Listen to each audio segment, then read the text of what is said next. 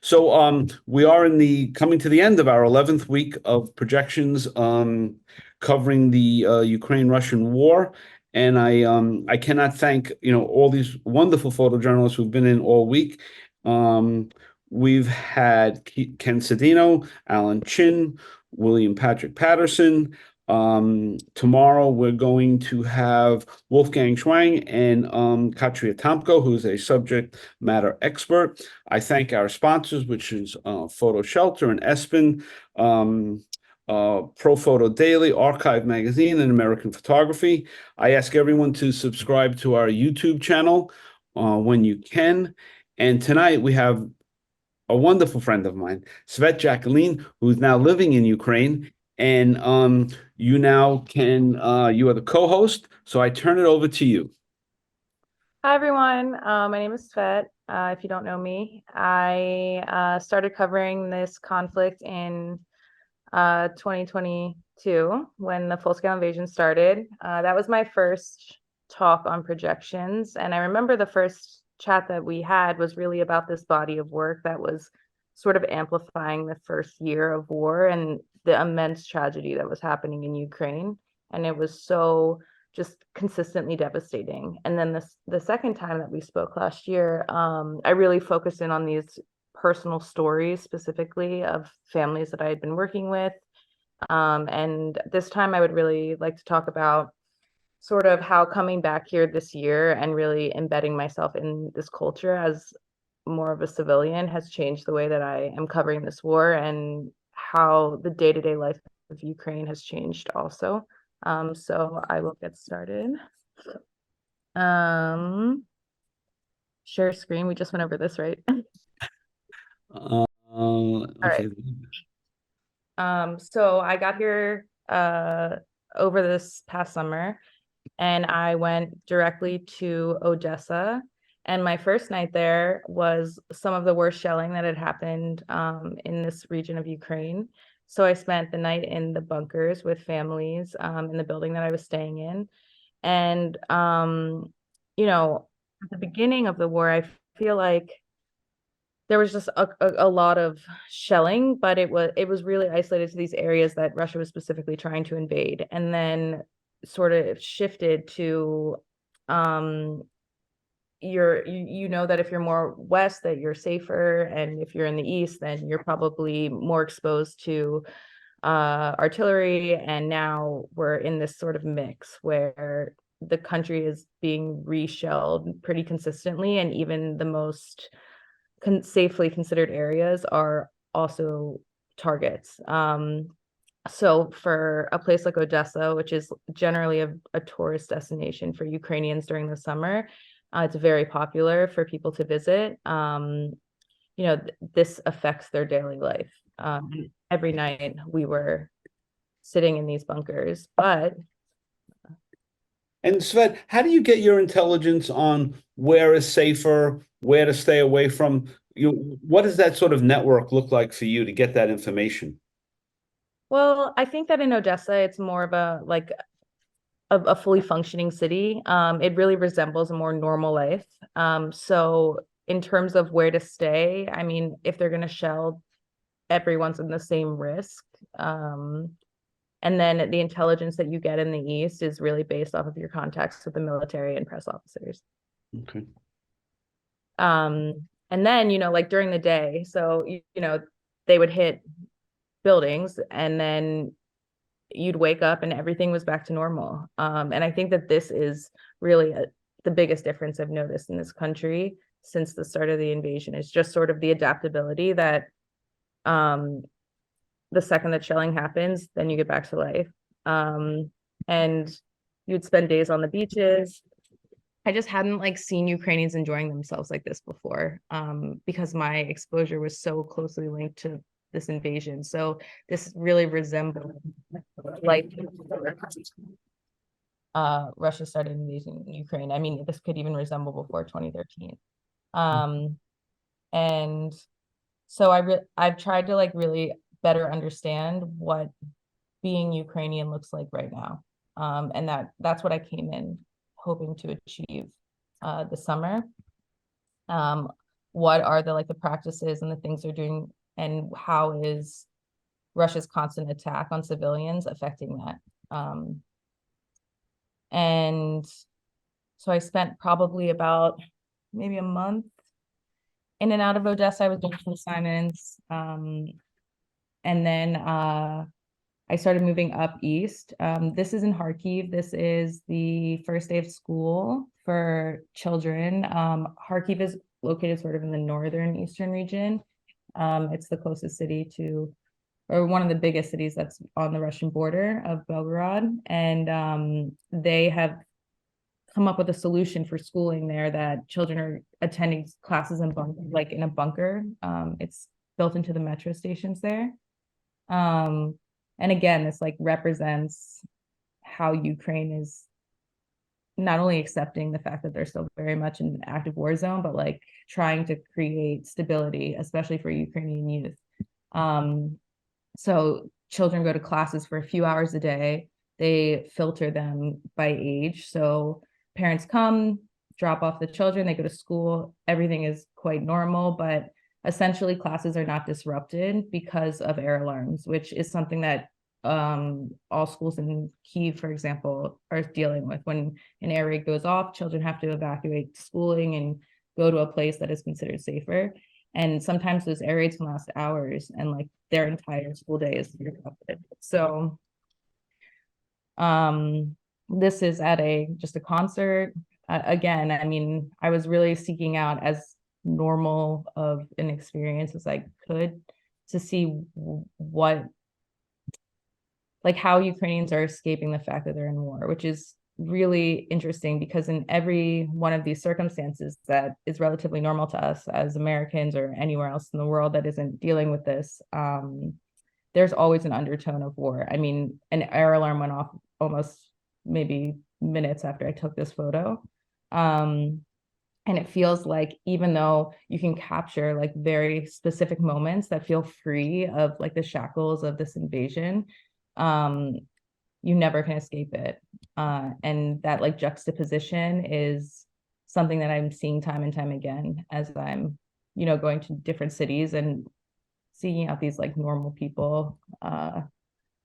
And Svet, what motivates you to go into this subject matter? Is it something about you, or is it something you gravitate to while you're there? I think that the way that we tell stories, like the point of views that we have, are very much sculpted by our own experiences. I think that focusing on military is incredibly important, because they are the community that is like basically defending all of Ukraine. But when I think about war, and when I think about the impact of war, I see people, I see mothers, and I see fathers, and I see children, and I see how it affects them every day. And I also see how it affects them for a decade or for the rest of their lives. And so when I'm sort of approaching storytelling now in Ukraine, I'm always trying to remember what I see in my head as war. And that has been changing the more time I spend here. Okay. So this is Surhi. I was at this like carnival in Odessa. Again, I like get surprised by these things. I'm like, oh, there's a carnival. Like, what happens when there's an air raid and you're on what do you call the wheel thing? Ferris wheel. Yes, the Ferris wheel. And they were like, well, we slowly, people get off one by one. And I was like, oh, you don't speed it up if there's an air raid? And they were like, no, that's too dangerous for the ride. Mm. I just like love these types of footnotes. So anyway, I met Sergey, and he was in military uniform when I met him, with his children at this carnival-esque park in Odessa.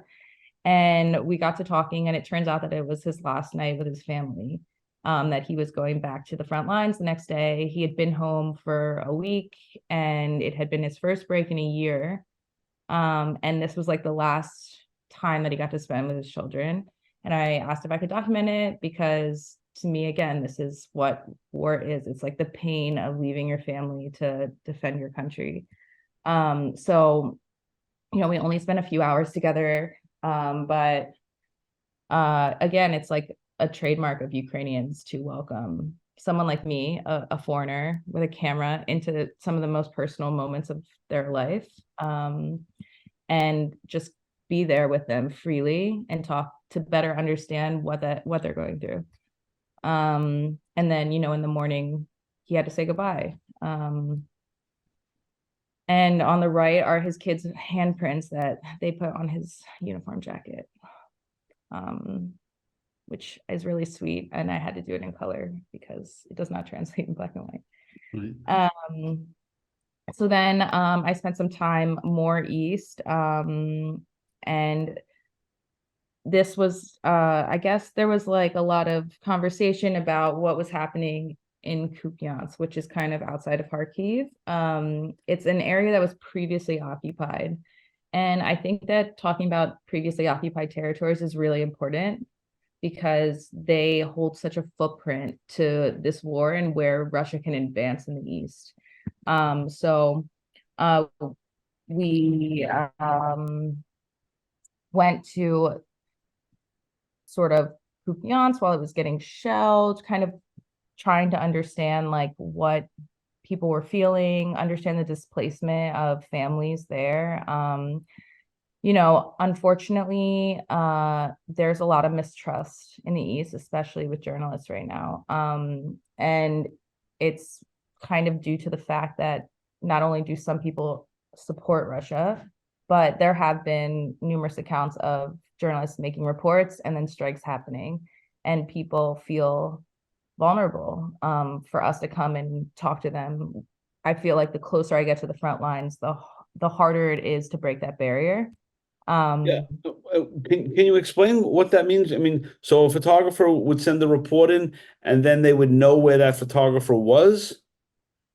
mm, I mean, I don't think it's really that explicit. I think it's more so there can be information. I mean, AI, you can like look at a photo Hmm. of a city or that Right. somebody took and innocently like figure out where that is and you locate it. But yes, you can make a report, you can tell a story, maybe about a military position or about a Right. place in the city that's infrastructurally advantageous to Russia.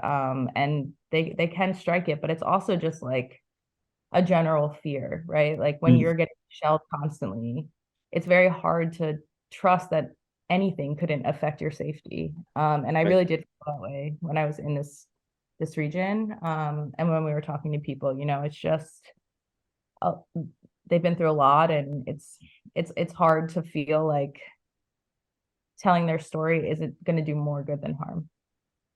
Hmm. Um, and so, I mean, there's just like a lot of examples of what this area specifically has been through Right. over the course of 2 years, which, you know, as much as Ukraine likes to rebuild after they've been hit by a rocket, they can't rebuild everywhere. And there is just a lot of destruction still throughout the country. Um, this woman has been displaced twice from her home. This is the third place she's been since the start of the war due to her safety. She has family that's in Russia. She has a son that's involved in the military. I mean, these stories are like super complex. And you also find that in these regions where like it is not so black and white, ironically, but it is like people who are affected on multi levels of this conflict because of their family and their history and sort of how this war has shifted over the past couple of years. And this is just on a beach in Slavyansk. So this brings me to Hroza, which is a small town that is outside of Kharkiv and near Kupiansk, outside of Kupiansk. So um, this is a really interesting example of what I'm talking about. This is a town that is all civilian, but it's close enough to the sort of military that military passes through it. And there was a funeral here. I don't know if you heard of this story, but there was a funeral here for a military agent named Czar.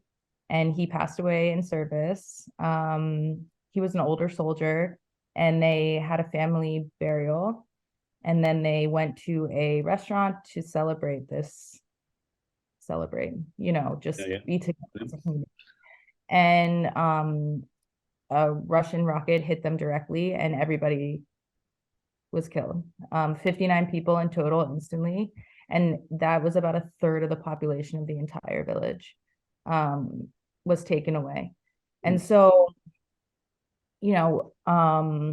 I was on assignment for this.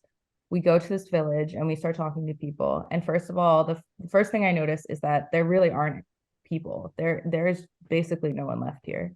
But I also see that this restaurant cafe that they hit was like the only source of food. It was like the only shop that they had in this village. And there was just not a lot of options here. Like people really relied on each other. It was a very tight knit community that felt very like insular in the way that they get their goods and sell to each other and communicate with each other. And as we were talking to people, it became very clear that having been occupied before, the dynamics in this village have changed, and that Russian occupation of Rosa created mistrust amongst neighbors in a way that it felt like somebody had sort of ratted out this location. And what came out that had happened is that somebody had posted on Facebook and said, come gather, join our family, join our friends. And that Facebook post had been sent to a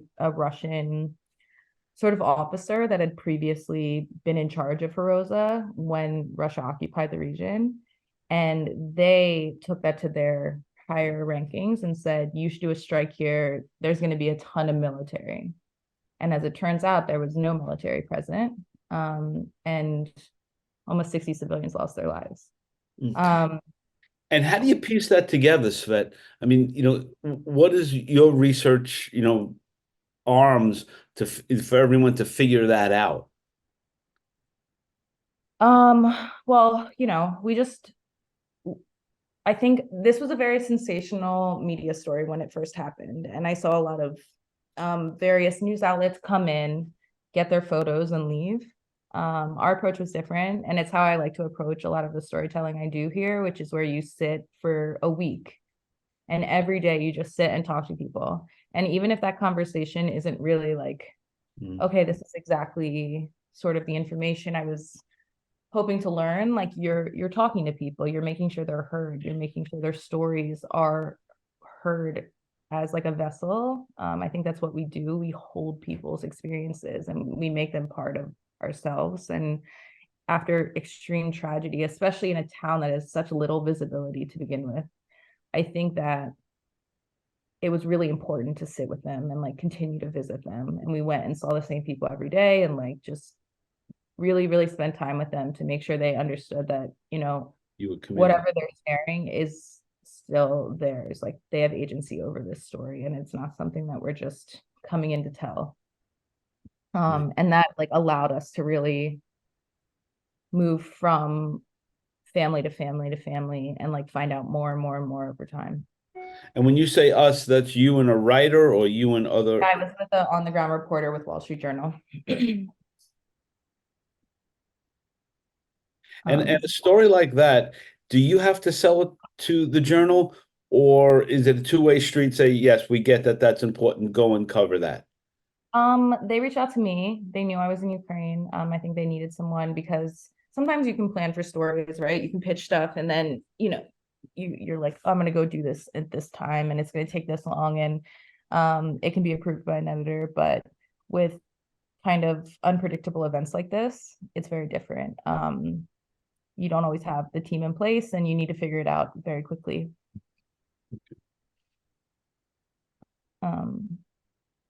Yeah, and I feel like since I know we talked about Bucha on my first talk with you, and we talked a lot about how it was shocking for me to see them excavate so many bodies at once. I mean, this was sort of the reverse, where the funeral was like 26 funerals in a day, just like an entire sea of funerals, which was also like very interesting. And I can get the link if you want to read the article, but that kind of led me back, like moving back west. I love to work with children. I have a lot of long-term projects with children in Ukraine that maybe we'll talk about next time we do one of these. But one of the stories that I really felt connected to this past year was with an organization called Generation Ukrainian.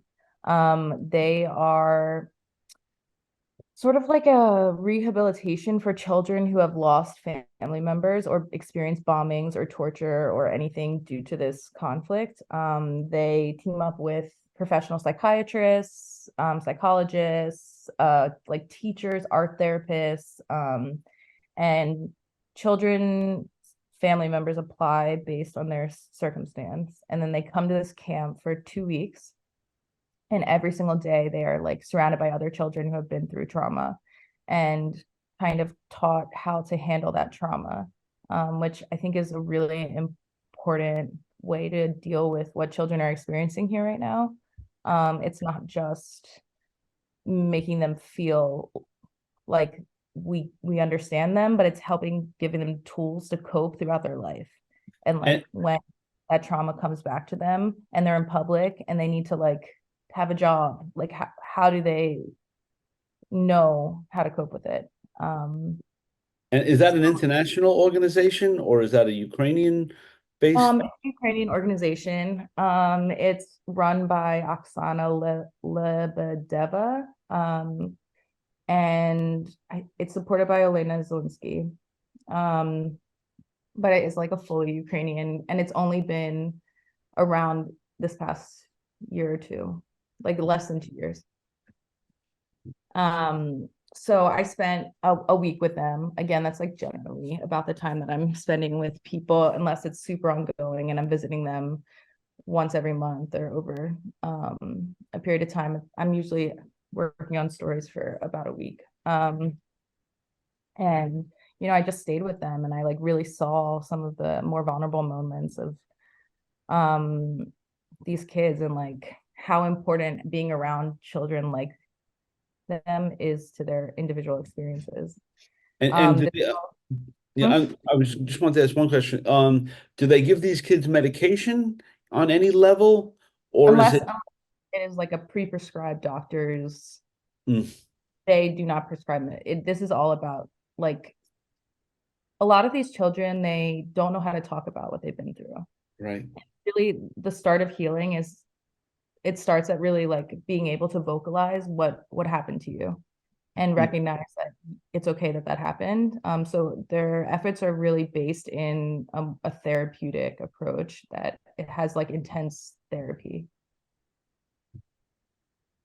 This girl, Margarita, she was actually with her family sheltering next to the maternity hospital that got bombed in Mariupol. Right. Um, she was found in the rubble next to her mother, and she lost 12 members of her family in that shelling. Um, and her mother is still in the hospital. So this is the second time that she's been at this camp. And I mean, there's so many other examples. Children who have been tortured by Russia because they were stuck in Bucha. Children who like have also been through other shelling, violence, anything like this. So it's a wide blanket of Yeah.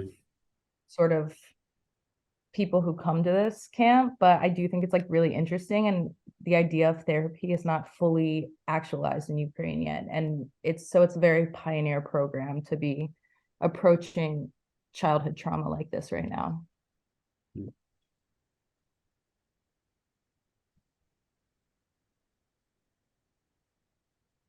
That's the camp. Obviously, there's like a lot of physical fitness, dance parties. I mean, things that can combat the tough work that the children do during the day.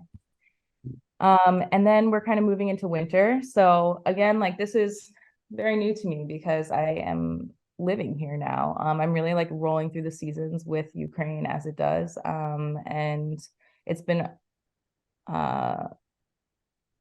I don't want to say like a joy because it is a tough place to be right now, but I would say like um so different from my first year here in the way that I was really like covering spot news all the time in a circle of journalists. Now I'm very much on my own, like living here and working here as an individual. Yeah, and Um, can you speak to your motivation to embed yourself in such a way? Like, what was your motivation to come and live here? I mean, what's my motivation?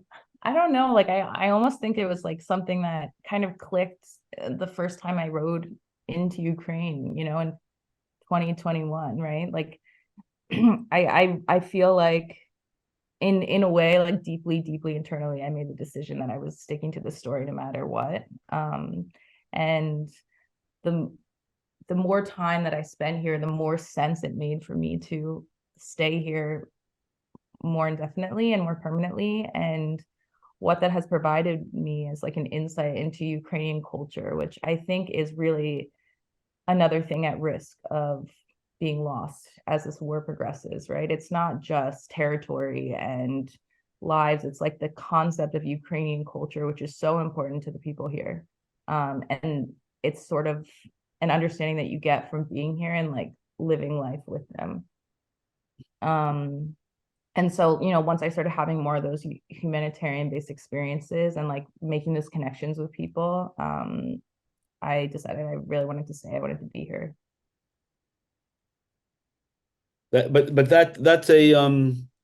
That's a long bridge to walk over, right? I mean, to make that kind of commitment. I mean, From like covering my first war 2 years ago to living here, yeah. right? I mean, it I don't just know. is. I mean, it maybe it seems long from the outside, but like I was dedicated from the moment I arrived. To me, it feels incredibly natural. And I really have never looked back. I feel really comfortable being here and working here. And I hope that the dedication of like not just giving my time, but really giving every part of my life to this country, like only helps with the storytelling and with the people here and like sharing what they have to say. And Um, from a practical standpoint, all of your contacts back here in the States and throughout Europe know that you're there. So you become a resource for all of these outlets, right? Svet is there. We can reach out to her. um, yeah, I think, people definitely know I'm here.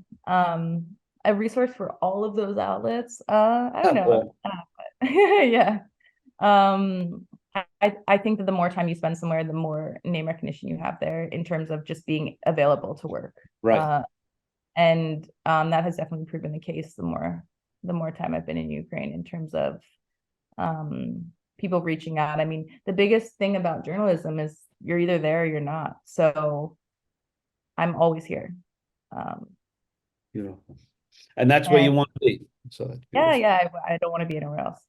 Great. Um, so this is my first like full winter in Ukraine. And I started off just like covering a women's training session. It's a topic I want to get more into as a female, really understanding like how conflict is affecting women on the front lines. I know it's been covered a little bit, but I'm curious about, the increase of women being present in the actual military side of this war. Um, and also women here are just fun. Like they're always a good time. They have great personalities. I feel like I get on with them really well.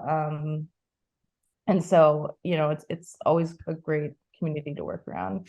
But I moved to Kyiv recently, and again, this is like a whole nother part of Ukraine and like winter culture.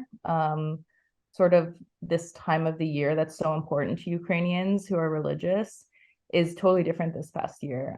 They like shifted to a Western calendar, even though a lot of them have been perhaps celebrating Christmas as we do in the States. There is like a older, more traditional population that follows the Greek Orthodox calendar, and thus they celebrate at a different time of the year. So not only, you know, am I learning more about Ukrainian culture, but I'm watching shifts in Ukrainian culture as this is continuing and it's affecting like every level of life, even really long-standing traditions. So, living there gives you the luxury of sort of having these stories that you may want to cover, you might cover, you will cover because you have that time. And how do you prioritize these stories that you want to cover? Like what gets you, what gets that children's issue on top of the list, or going back to the women in the military? How does that work for you? And does the list keep on changing? Yeah. I mean, I think it's always changing. And I think having flexibility is really important. You never know who you're gonna meet, or like where a story that you start is going to lead. And in the same way that when you're telling a story, the story arc can shift, like your whole outlook can shift and everything can change in a minute here. So I think that when I'm creating a hierarchy, it's generally based off of like what access is available, like the research that I'm doing, and like how possible is it to tell this story now versus in a week from now or a month from now. And then establishing those relationships, and you're like, oh, is this like an ongoing personal relationship that I really feel comfortable that I can come back to, like that family that I did, Petro, who was injured, and his daughter Emily. Do you remember that from November last year? Yeah, yeah. Yeah, I've visited them a bunch of times this year. Like that's a relationship that I have with them that I like see as a lifelong relationship. And so um I don't necessarily even have that on a list. It's just whenever I have spare time, I go and I spend time with them because it's important to me. Um and then, like with children, it's hard to get access. But I really just like build stories based off of what I think would be really interesting, like how I can tell it, and then reaching out to see like what is possible and planning from there. And these are just like street photos from Kyiv. The light in the back is actually like searching for, they have these like skylights that search for drones, and yeah, they're always running. Wow. But these are people drinking outside. I like these like ideas of juxtaposition, as I was saying, even with the work I showed earlier over the summer. Like these are active scenarios that I'm seeking right now. Normal life and hints of Yeah, war. it's really wonderful to see this, that people, they get on with their lives. I mean, it's just that's what people do, right? But the alternative is what? If they stop Right, living, essentially the rest of wins. right. I mean, it's But again, like there are funerals every day. I shot one today. Like every single day, you're reminded that this is still incredibly painful, raw experience for Ukraine. And as much as you can normalize like a day to day or a Friday night, you're like never far from the war.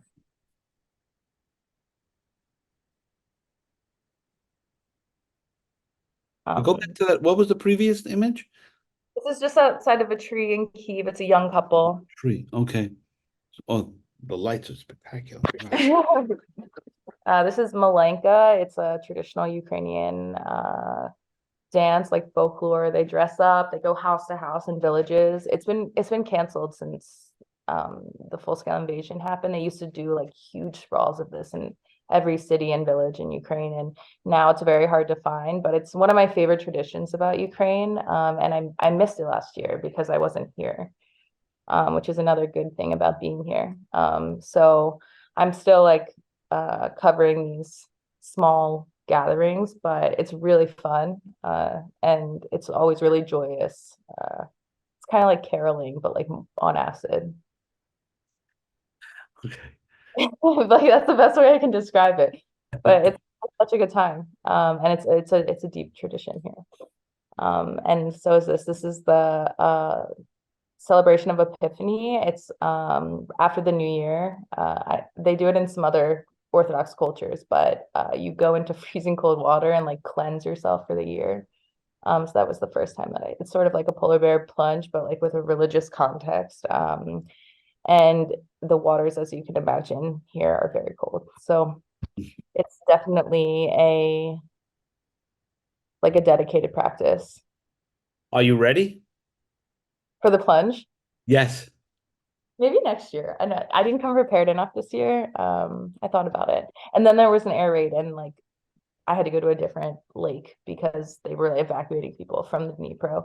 Um, so again, like this was the second day of the year. This is the most recent air raid in Ukraine, in Kyiv. And again, it like shows this sort of progression of how this war is going and in a way that Kyiv is the most protected city, but now it's also vulnerable again. Kharkiv has been getting clobbered recently with Russian artillery, like night after night after night of attacks. And the front lines are getting hit with a lot of artillery. And, you know, I feel like as much as it's nice to feel a bit normal here, like the truth is that like Russia is constantly attacking Ukraine. And when they say we need aid and we need air defense, this isn't them shooting at ghosts. Like they really do need them because everywhere is getting attacked. And um, you know, this is like the true reality of what is happening here outside of all the things that feel very normal.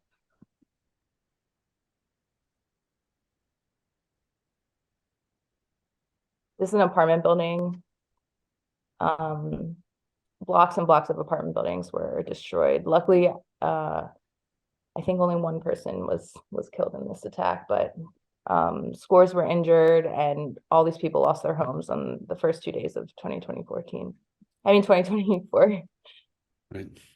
Mm. And it's like down the street from my, you know, not too far from my apartment. So, you know, again, you assume your own personal risk by making choices like living here. And it's just going to become more and more common for civilians to be suffering. Like in no way are we out of the thick of it. And I really hope that people understand that. Beautiful.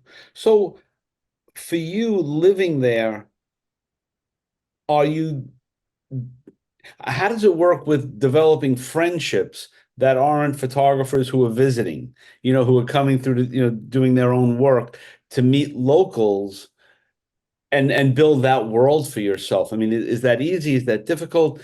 You know what I mean? Like, and I don't know if it's possible, Ben, being where you are, but that wouldn't, like when anyone moves to another city, you go to the cafes and you meet somebody and you catch somebody's eye or whatever. Like, is that a part of your world yet? Yeah, like if I call a young eye in a cafe. No, I mean I've met like people throughout my travels here that are Ukrainians, that are my age. I definitely have friends here who are not journalists. I think that what innately makes a good journalist is being adaptable. Like we are just very nomadic by nature. I think that puts us in a flexible place to relocate, and feel comfortable in a place that maybe is new or foreign to another person. Like there's a path for us to walk on because there's a purpose for us to be where we are usually. And I think that that has really allowed me to ease into having a balance in my life here. Is that like I feel a tremendous amount of purpose in the work that I do here, and that like those smaller interactions with people, you're never like really explaining yourself, like you're here and like you're living here. There's like a mutual respect, I think, amongst Mm, a lot of people that I meet. And I do have a group of friends. I told you, I joined a gym. Like it's all very right. normal now, right? So Yeah. um Yeah. I spend in this country, the more examples of that I'll have for you. Yeah, because I would imagine that there are sort of threshold moments, like you say, like joining the gym and seeing the same folks at a grocery store, where let's meet for a drink, whatever that may be, where now that's different, right? Than just being there. I think that like in the way that leaving Ukraine feels so, I'm gonna say the word unnecessary to me. Like it's very hard for me to leave this country. Um, by staying here and not coming in and out, it has allowed me to create more balance in my own life, because Mhm. that I'm not like leaving a place that I care about to go find that. I'm here and I get to be here all the time. And then you can go grab a drink without being like, wow, like I'm not there, if that makes sense. Yeah, yeah. I just imagine for you it's this ongoing analysis of yourself, right? Of what you're feeling, what you're going through, and how that just fits in sort of naturally over time. Yeah, yeah. And I mean, any place you spend more time, you feel more comfortable. But I also think that the more that I'm here, the more that I'm also feeling the impact of this conflict. Like it's Mhm. not happening to them. I live here too. Like it's happening to me, and we're That's a sharing big point. Yeah, we're just the sharing way you said that, it's happening to them and me. I mean that's significant, really. think about it. It's becoming more of like a we both went through this. So like we both were up all last night because of shelling. Like the line of separation is a lot less clear. But I still adhere to the same way that I work. Beautiful. So, do you think in terms of maybe putting a book together, what's your vision? Your 2 5 year vision, doing more, zeroing more in on what the kids are living through, the adult, like what is it for you? Can you even say? No, I mean, I think that the work that I'm doing with children is like very much ongoing. I do see that coming together at a point, enough for presentation. A book, I mean, you know, I'm still getting used to everything that has happened to me in the past 2 years as Yeah, a story, right? It's hard for me to think about really the outcome that I necessarily want, because I just feel like there's so much unknown about the outcome of where I am. Like we're still fighting to get through the day here in Ukraine. So like um I think that what I really hope for is like for peace and freedom here, and then I can think about how I'm gonna present the work. I mean, it really is not something I'm like constantly considering. right. Um, I have a show coming up with Leica over the summer, which will feature a lot of work with the children here. Great. Great, great, great. Yeah, if anyone has any questions, just jump in. Um, but yeah, your your um your quietness is so inspiring. Your dedication, listening to how this assignment became life-changing for you, right? Yeah, like coming to Ukraine, Say again? Ukraine initially. Yes. Yeah, Yeah, it changed the entire trajectory of my life. right. Yeah, but I think that uh, when people ask you like why you come to places, you don't always know why you go somewhere. But it is always a choice to stay there. Um, Right. But and you see that with a lot of photojournalists, an issue will take over their whole vision, like Stephanie Sinclair with the young brides, yeah, right? Amy Vitale with the animals, and for you, embracing the Ukrainian universe in such a way is is really humbling. It's really a beautiful thing that it comes from you, right from your heart and your soul, and now to live there is yeah, it is really fabulous. Really, really fabulous. Right. yeah. Question? Yeah, yeah. This is Anya Tomko. Hi, Svet. Thank you so much for your presentation. Your images are amazing. Two questions. How are you coming along with learning the language, or are you attempting at doing that? And unfortunately, given that there isn't a date that we can see where this will all come to an end, have you put a timeline for yourself in terms of how long?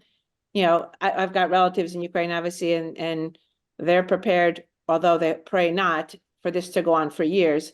What are you thinking of in terms of your own timeline? So I am working on Ukrainian. I am speaking more and more every day.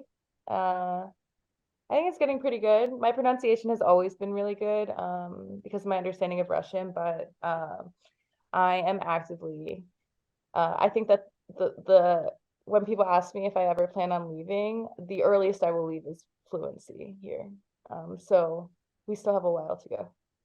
And I think, the question that you asked about sort of the trajectory of this war and, me staying. This is like one of the more heartbreaking things about being a foreign journalist is that most Ukrainians I talk to look to me for answers. Like they're like, "Oh, you've been here. Like, what's going on? When do you see this ending? When can we like sleep peacefully at night?" Kind of questions, and I don't have any of those answers for them. Um, all I can say is that I plan on being here for as long as it goes on and after. Thank you. No, I agree. I know when the invasion first occurred, I think our relatives, as well as most Ukrainians, were surprised at the support coming from the West. A lot of the questions that we're getting from them now is, are we still going to get support? Because they're not feeling it as much. They're obviously not hearing as much in the foreign press as well. So what you're doing and what everybody here who's on this call and has been on previous calls are doing is so critically important, not just the pictures, but the words that you're saying, to get people to truly understand, what the invasion is about, what's driving it, and, what it's going to take to stop this idiotic tyrant from trying to take over the world. Yeah, yeah, and I definitely, I don't know if we were live, but I thank Frank very much for doing this series after all this time, because that really is a battle that we're fighting on our own front, is getting the message to a global audience with the same like veracity that it was in the first few days of this invasion, and keeping Ukraine like on the brain, not to rhyme, but I mean really just constantly considering the fact that this is still a very large global threat is really, really important. And I hope that people are trying to stay, I guess, as informed as possible. Yeah. And I would imagine, the rebuild is going to be spectacular in its own way. I mean, the resilience that the West and the Ukrainian population has, that to witness that is going to be really just a wonderful experience. We just wish it would start sooner rather than later, right? With all these people suffering. Yeah, unfortunately, yeah, I don't really see a like very tomorrow resolution, but Let me I don't stop. know. Always hope for the best and prepare for the worst. Yeah, there we go. Now we see you full screen. So what lies ahead for you, in the immediate future with the stories you're covering? Is there anything that you can share with us, or what you Can't share, but some things I guess I can. What am I? Let's say like this week I'm going to a village to cover another Malenka um sort of thing. I mean, I love the villages of Ukraine. I think they're just like packed with a prime example of what Ukrainian roots look like, and the stories that you find there are always really interesting to me. So I'm gonna spend some time in the villages in the near coming future, and then I think I'm gonna head east. I keep joking with Wolfgang that I'm gonna go east, and then I get a new assignment. But I think I'm gonna go east, and I wanna see how like the front line has been kind of pushing in areas of Donbass, and they're starting to evacuate kids and families from new places. So I'm gonna go check that out. okay. Yeah, anyone else has any other questions? Wolfgang, you have a question for your friend? No, we had a long call yesterday, Oh, you Oh, did. Okay. but amazing work. I didn't get to see all of this yet, so that was really cool to get to peep over a bunch of your incredible photos. Likewise, thank you. Good. Well, I just want to thank everyone again for coming in. Svet, I know it's, we didn't even mention this. Svet is doing this live from Ukraine, so it's in the middle of the night for her. So I really appreciate you staying up and doing it, and being completely awake. You didn't nod out at any moment. So that's really good. And tomorrow night we have Wolfgang and we have Katria Tomko, who's a subject matter expert, who'll be sharing with us the different angles on the Russian propaganda, and all the different angles there. So we're excited about that. Svet, I give you the last words for the evening. And again, I thank you so much. And of course, you have a standing invitation. When you have more work that you need to share with us, we want you to share with us. Of course, just let me know. Yeah. I really appreciate it. Thanks to everyone for tuning in, for all the support over this past 2 years. I don't really think that I'd be able to be doing this, be here and be as dedicated as I am without the support. So thank you so much. Great. Okay, everyone. Thanks, and we will see everyone tomorrow.